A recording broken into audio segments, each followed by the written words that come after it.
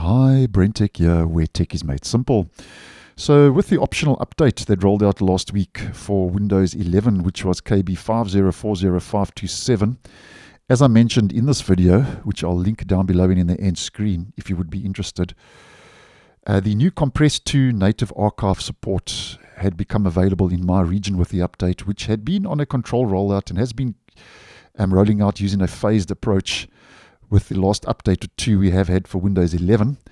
And I touched on the archive support very briefly, and I said I'd get back to you and show you how you can actually zip and unzip files in Windows 11 using the new native archive support.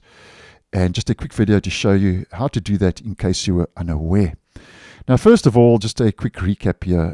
When you zip a file, as you may well know, it compresses a file to save space.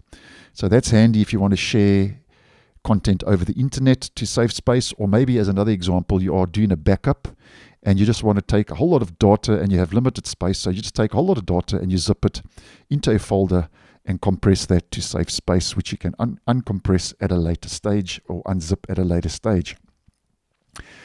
Now, with the update, with that new archive support, the Explorer now includes a new wizard for creating zip files using different types of compression, which we're going to focus on today because zip has been around in Windows basically forever and it's the most common.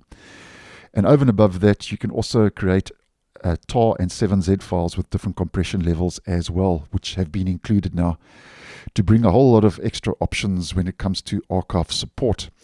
So what you do is you just right click on a file as an example, you'll see new Compress 2, and then you can use the defaults, zip, 7Z or tar, and then you have additional options. So if you click on that, we get this dialog. So you can select a destination and create archive, and here's you can browse for a file as an example, so files will be added to this archive, and here you get your archive format. Now you can see it's set to none by default, and if we click on that drop down menu, we get the different formats available now.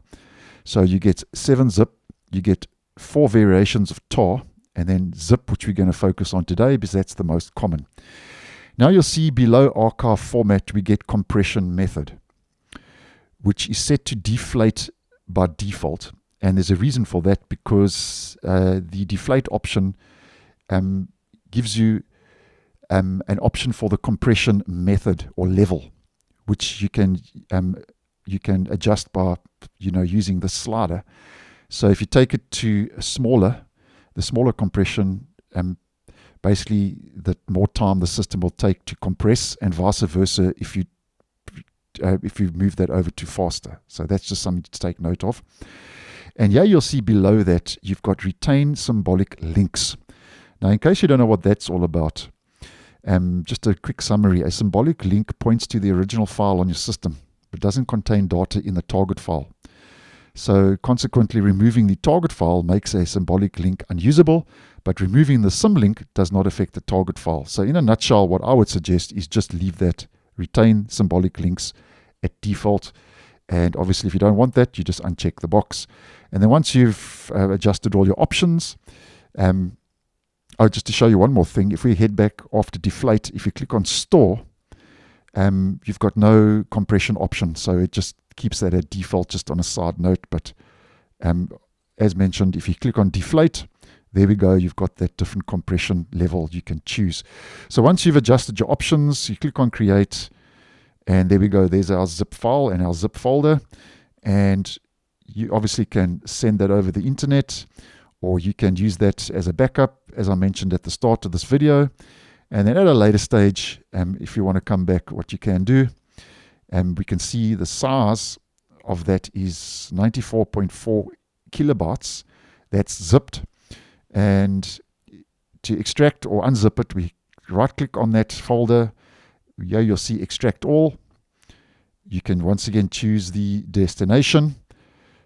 Show extracted files when complete. That's what I'm going to use, the default. And there we go. And there's my unzip file, and if I hover over that, the size now has gone to its original size of 105 kilobytes. So just to give you a basic idea of how you can zip and unzip a file on Windows 11 using the new native archive support that's been rolling out with recent updates. So thanks for watching, and I'll see you in the next one.